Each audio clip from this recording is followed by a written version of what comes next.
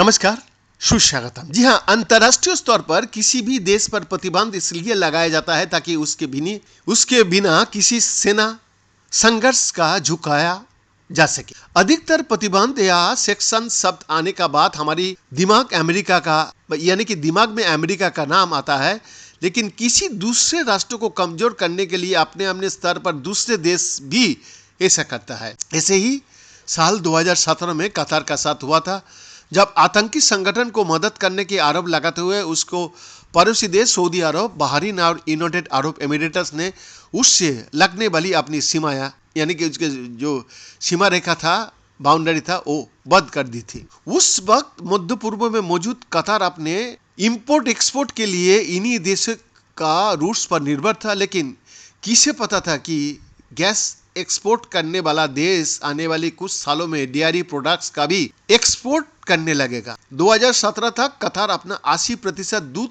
Saudi अरब और दूसरे देशों से इंपोर्ट करता था।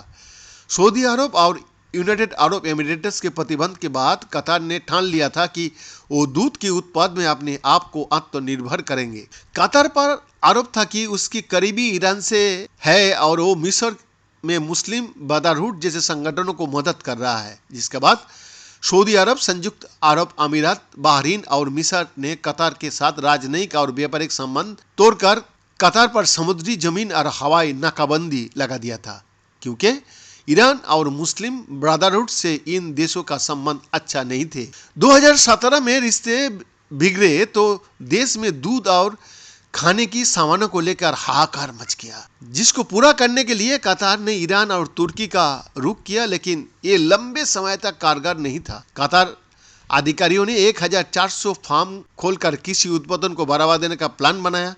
75 mm रेनफॉल वाले देश जिसमें खेती की जमीन की भारी कमी हो और उस देश की थोड़े से हिस्से पर ही खजूर का उत्पादन होता था, अभी भी होता है। ऐसा देश में कृषि उत्पादन को बढ़ावा देने का सोचना भी मुश्किल था, लेकिन कतार ने देखते देखते 2022 तक 45,000 एकड़ भूमि को कवर कर कृषि योग्य बना लिया। आज देश में हाइड्रोपोनिक तकनीक का इस्तेमाल करके सब्जियां और फलों का उत्पादन भी बड़े पैमाने पर हो रहा है। बीएन का एक्सक्लूसिव रिपोर्ट।